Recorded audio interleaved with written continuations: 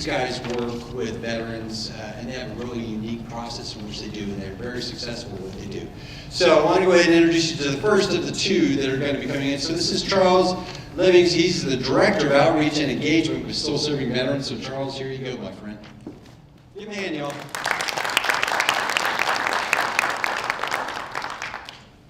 Thank you for that, Eric.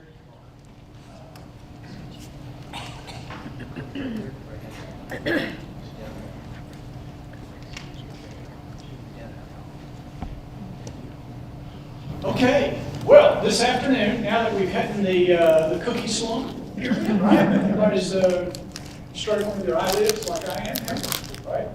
We want to talk a little bit about this concept of the value that veterans bring to the equation, all right? I've been involved with veterans for a very, very long time. In fact, they raised me many, many moons ago. So in full transparency, I'm a civilian. I've been in the HR world for a while. I'm a member of 2 local SHRMs here for East Alabama as well as for West Georgia. So we're going to talk a little bit from your side of the desk, not that I'm going to tell you how to do your job. That's not at all my intent. But what I do want to give to you are some opportunities for a new perspective on how to look at your hiring process. We're going to do that by looking at veterans, if I can get this to work. Harvey Mackey, you may remember him.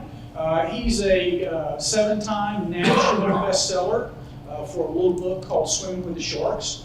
He's out there coaching business executives and large organizations in terms of how to do things. I'm not going to read the slide to you. I'm an old public speaking teacher, so I'm not going to read slides to you and do that death by PowerPoint. But what I want you to notice is this workforce element, that it is your #1 asset. We've got some beautiful facilities. We've got some gorgeous ground and landscaping out of there. But none of it means anything without the people on their 2 feet on a day-to-day basis doing what they do and making Auburn the magical place that it is. Right? Would we all agree with that? Great. Yeah. And I can say that with degrees from both Auburn and the University of Alabama. Right? So I can talk trash either way we want to go. Right? Right? Okay. Mackey's an expert. This isn't Charlie's idea. This isn't Charlie's thought. This is somebody at a serious level telling organizations and CEOs, you need to focus where the work actually happens and what is making the magic of your industry. Well, if he's not good enough, maybe Peter Boyd and Forbes magazine, maybe that means something to us. Recently, they had a meeting, and they came away with saying contemporary workforce, the workforce going forward, #1 has to be trainable. Do you have employees that are not trainable for very long? Yeah, they're an issue, aren't they? They get in the way of getting things done, especially for an organization like Auburn University, where you're training people every day, or at least that's the admonition. It has to be a learning culture. That organization cannot remain stagnant. If it remains stagnant, it's going the way of the dodo bird, right? Which no longer exists. We got a bunch of dodos running around, but no dodo birds, right? Communication and collaboration, absolutely key. Absolutely key. You've got to work with everybody on campus, don't you? So I'm not telling you anything you don't already know. I just want to heighten the awareness of it and the cognizance of how we're going to operationalize this on a daily basis. And then, of course, there has to be empowerment to solve problems. Do any of you have problems? No hands went up. Did you notice that? Comptroller, we got a perfect place. No hands went up. We don't have any problems? Sure. All God's children got problems. And we all need help, don't we? Because I can't do it all myself, nor can you. And so through a collective effort, we need to bring people on the team.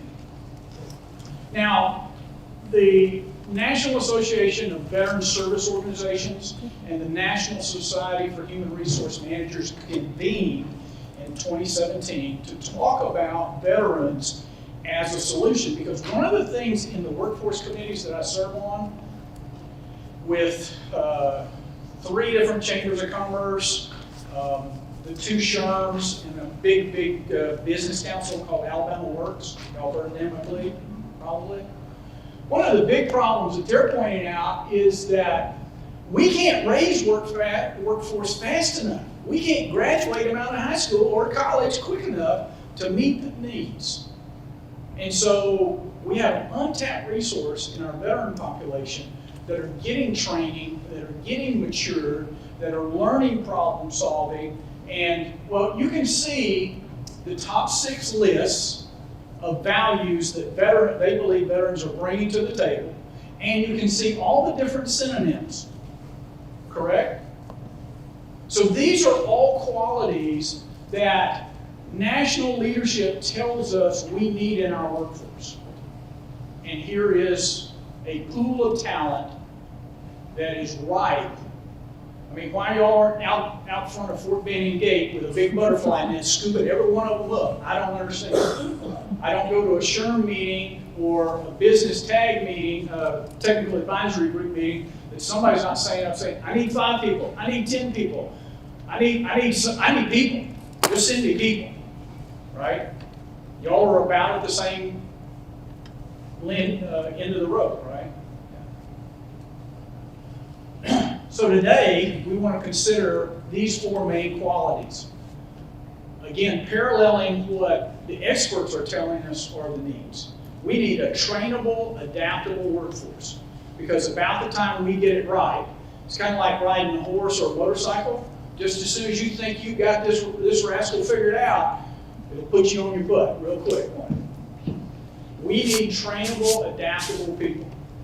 We need folks that understand teamwork, not in it for themselves, right?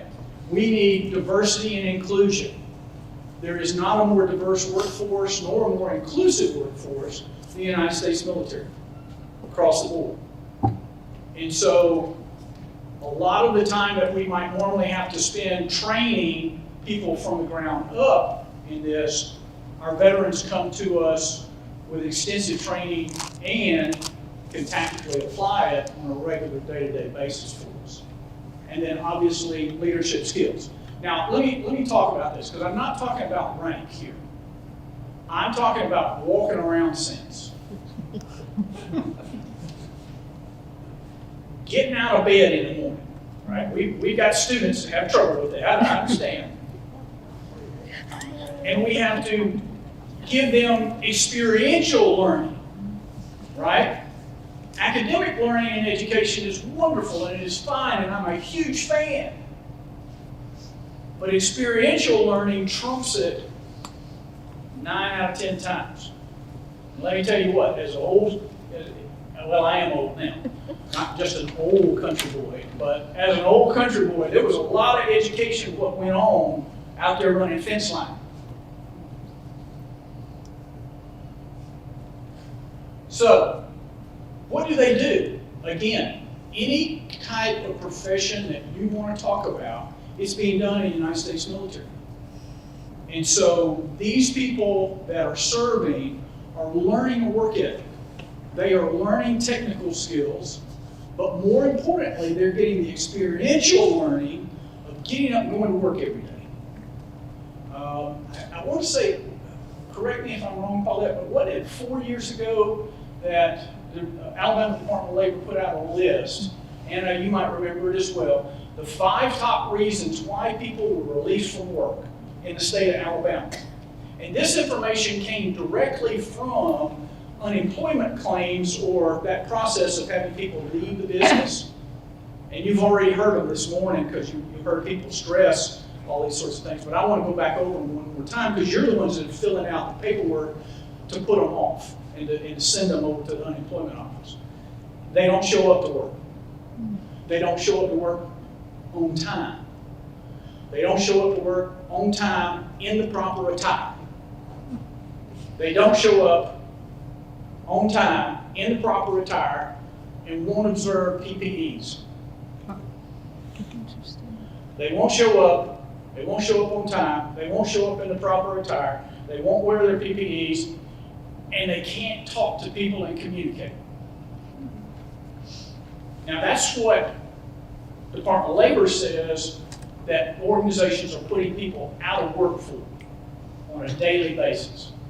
What we know is that these folks are doing this on a regular basis. They have a documented track record of showing up to work, of learning multiple platforms, multiple systems, in multiple contexts, in multiple cultures, in multiple terrain. They are very versatile. So this ability that they bring is highly valuable, or I would think it would be highly valuable to any company, right? How valuable do you think that would be on a scale of 1 to 10 for Auburn University? If, 50% of your employees were doing that? What would that mean? What difference would that make for you on a day-to-day basis? Just in you being able to do your job. If 50% of your people were that motivated. Now, I know the statistics, and you know the statistics of the paperwork you got put across your desk, right? It's a real issue. Now, I'm pulling in, I think that one. Yeah, I got a little lazy one. President Obama's quote here, in terms of if you want the job done and you want it done right, he says hire a day. Let's look on. In terms of teamwork, we heard earlier this morning about some of the leadership challenges, and this is one of those. It's not necessarily water that you're getting wet, but you can see that they're trying to figure out. The value of this exercise is getting from point A to point B, but it is about the variety of perspective that all of these players are bringing to the equation so that they are all able to have input and to have the achievement of getting the team from point A to point B. Many companies are spending a lot of money on this with various team building experiences. But this is a fairly typical kind of thing that we see being done. Of course, in terms of leadership skills, the first person that Charlie has to be able to lead is who? Charlie. Got to lead Charlie before he can lead anybody else. And I got to tell you, Charlie is a stubborn rascal. Amen to that. Hello. Thank you, boss. Love you, boss. That's my CEO. and we have some rounders because I'm stubborn. And we're not going to talk about how kind and generous she is as well, because she is. But we all have our hot spots, don't we? We all have those things that are key triggers for us. But I've got to be able to lead me before I can lead anybody else. And of course, that's the first thing that is happening. Now, I think Eddie said it earlier this afternoon, we don't plan to fail, but we fail to plan, correct? One of the things that you're going to find is that veterans are planners. And that can be aggravating because they want to talk about it. They don't want to just, hey, go do it. They don't like that too much. But they will help you in terms of the planning portion and having perspective on what all is going on there. Do you walk into other people's offices and see this kind of organization and planning going on a regular basis? No. I heard a comment. Oh, I said no. No? What? Come on. Really? Now, I won't say that every veteran sits down and does this, but I'm going to say a lot of them have a lot of experience with this. Even the younger ones, even our E3s and E4s, even those that have only been in a few years, they get pretty spun up on having a plan and understanding the plan so that they can execute. No question about it. Now, this is going to be more like out of a scene of one of the movies you might have seen, right?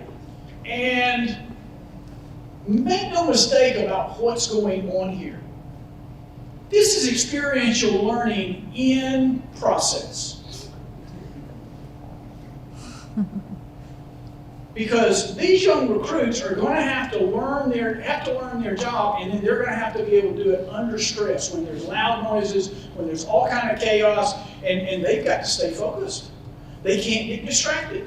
They can't let some, what's the old expression? Sticks and stones will break my bones, but names will never hurt me. Words will never hurt me, right? We've got to be able to internalize that, and we have got to be able to get the job done anyway, right?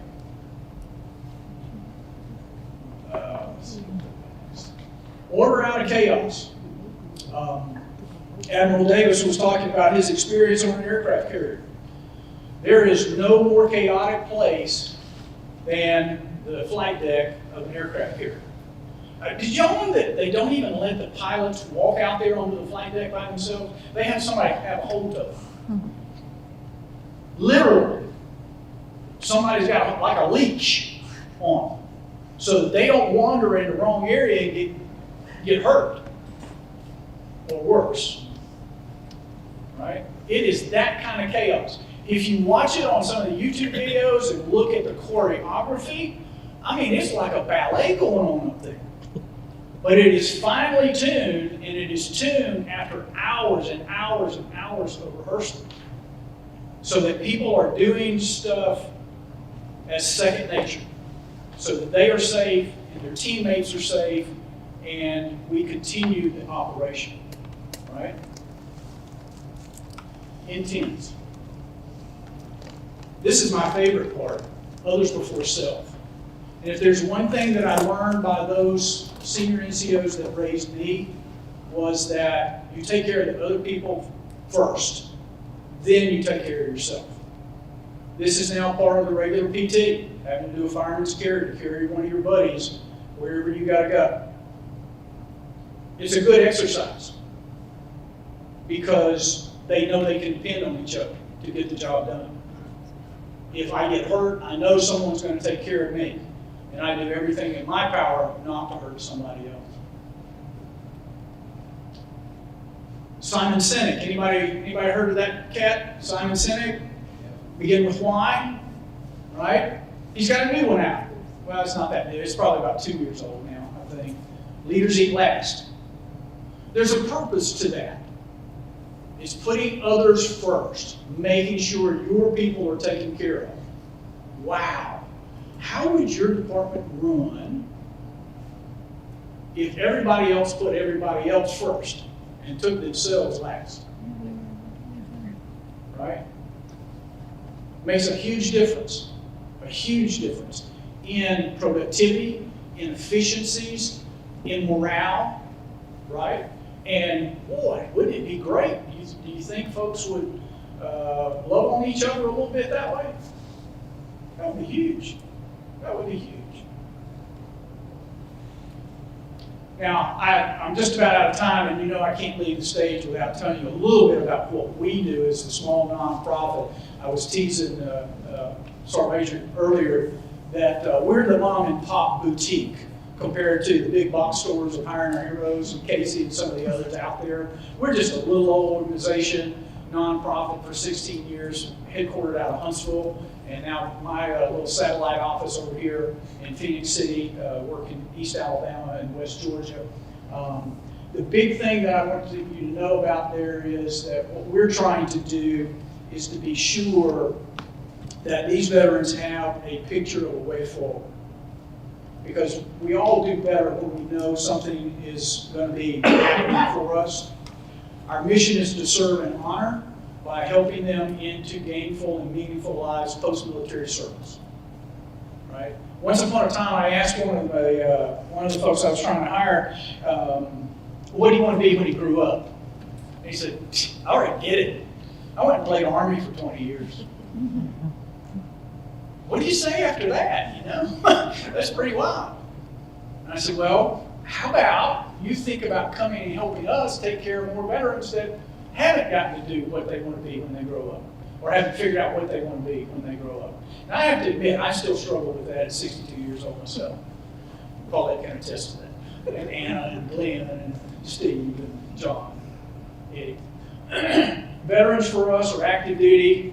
If they worn the uniform, we're going to help them. Active duty, National Guard, Reserve, makes no difference to us. We're glad to do that. And then just a little bit about us, some of the awards that we've won. Charity Navigator is one of the organizations I would, Candid GuideStar is the one that I want to call your attention to if you're looking at nonprofits. And we have a pretty good rating with them, so that's a great one. And then I also need to call out our principal funder, the Call of Duty Endowment. Y'all have heard the little video game, you know, they make a bunch of money, and Activision set aside this endowment to help specifically with veteran employment. They fund 10 organizations in a major way in the United States and 2 in the United Kingdom, and we're one of their recipients. Our team, you can notice the diversity there. We just don't have any Space Force yet, and we don't have any Coasties on the team right now. I love my Coasties. I used to play rugby with them down in Mobile at Battleship Rugby Club, but we don't have any on the team right now. We have in the past, but we don't have any of those right now. And then, of course, you can see our President CEO at the helm. So I want to end on this final note that you've recognized the qualities, that they're trainable, they're adaptable, they understand teamwork, they understand communication, and they understand collaboration. For us, hiring a vet isn't just the right thing, it's really the smart thing. So I want to encourage you to do that. Any way that I can assist you, I'll be glad to do that. And I also have to give another reveal in that a lot of these folks, we all work together and we try to pool all of these resources. Glenn's a good egg. I don't care what anybody might say about him. This guy is solid. All right? John Sweatman, I've watched him work, and heart of gold. So however we can help and pool those resources. Now, Eddie and I, we go back and forth a lot, but I know his heart, and he knows mine, and we're in it for the veteran and taking care of that soldier and that soldier's family. So any way we can help you, please reach out to us through Jenna. I think is the way we're supposed to go. Is that right? Okay. Just want to make sure. I didn't want to cut you out of the loop now. So go talk to Jenna, and then we'll all get around the table because I don't want to get in trouble and get crossways with Jenna. But however I can help you, please reach out to us. We want to help you do not only the right thing but the smart thing going forward. So.